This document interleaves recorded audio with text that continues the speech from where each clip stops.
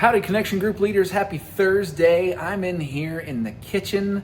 It's a great place to hang out, at least when there's food. There was not any food to find today. That's okay. I'll go scavenge somewhere else. For starters, I wanted to point out, man, this place looks great. I don't know if you know this or not. This kitchen gets used almost every single day of the week. Lionheart uses to prepare the food for the kids. But as a result, it also has to get inspected, and they're just doing a fabulous job at keeping this place clean. So when you see some of our Lionheart folks, man, give them high fives and encourage them because they're doing beautiful work. But number two, hey, this is just kind of a free aside. Can we just, as a church family, just continue to commit to keeping this space clean? If for no other reason than for the Lionheart ladies. Whenever they come in on Monday mornings, if we've left a mess behind, they've got to clean that up first before they can do any of the other work that they're doing to feed. I think it's 251 kids we have in Lionheart every single day now, which is amazing.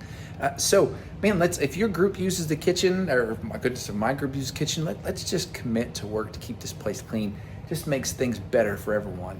Now, let's get started with our passage this week. We get to look at Exodus chapter 16.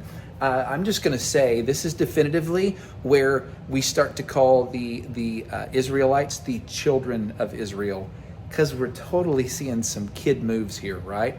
How many of you, I'd say raise your hands, I can't see you right now, but as you were raising your children, or right now as you're raising your children, you put the food on the table, you have given them everything they need to live, and now you put the food on the table and they whine or they complain. Or even more so, you have given them everything they need to live, and God forbid dinner is delayed by an hour and a half, and they whine and they scream and they complain. This is exactly what the children of Israel are doing.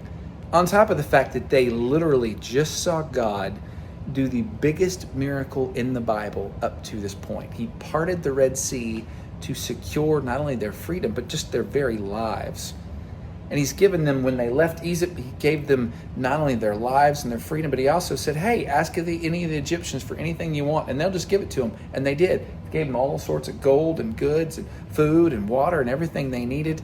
And now they've parted the Red Sea. They're on the other side. They are now actually into portions of the promised land, or they're getting there anyway. And they go, hey, we're hungry. Nobody's fed us. Rah! There's no water. Rah! I got no meat. Rah! Instead of saying, hey, God, we're hungry. Now be honest. You ever been guilty of that? I have. They're children. We're children sometimes.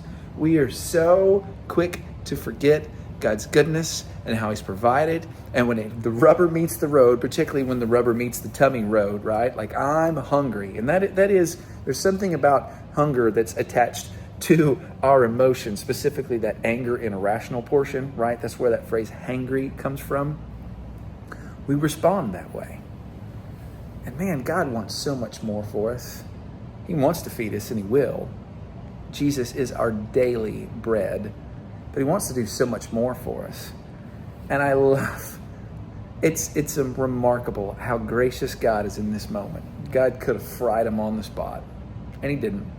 He just said, hey, Moses, tell them to go outside in the morning.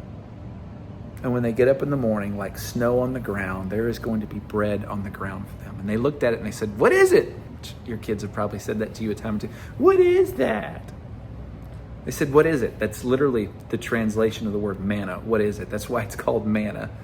It's little pieces of bread on the ground. Would have looked like little Catholic communion wafers to us. I like to think of manna, actually the combination of the quail and the manna, and that's what they have at Chick-fil-A every morning, those chicken minis, right? That little sweet bread and that little piece of meat. And it's so cool. God said, hey, everybody gets an omer's worth. You might go, hey, how much is an omer? Well, an omer is 1/10 of an ephah. And you're going, what's an ephah? Well, that's the equivalent of a bushel. And you're going, okay, so TJ, use English words. By the way, I didn't have this info in my pocket. I had to look it up. A bushel is 36 liters. And so if you take 1/10 of that, it's 3.6 liters of bread per day that everybody got. That sounds pretty great, certainly if it's sweet bread.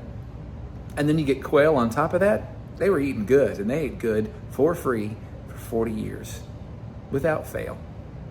On the sixth day, they got to get twice as much because they didn't need to gather on the seventh day. The Lord is so sweet. Not only, this is cool, don't miss this.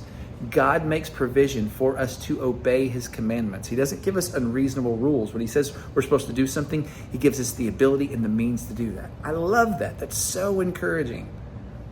We need to be encouraged by just the simplicity of God's provision. And right now, man, I'll just be honest with you. God has been so incredibly gracious to my family in the way he provides for us. He uses you all to do that. By the way, thank you.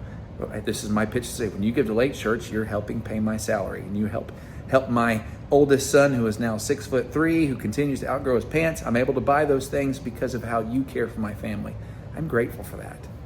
If you ever see me being ingrateful, man, smack me upside the back of the head.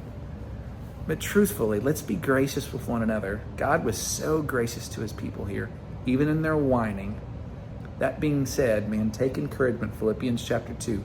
Do nothing out of grumbling. Instead, be grateful for what God has done for us. Guys, I love y'all. I can't wait to be with you on Sunday. Let's express that gratitude to God together. See y'all later. Bye.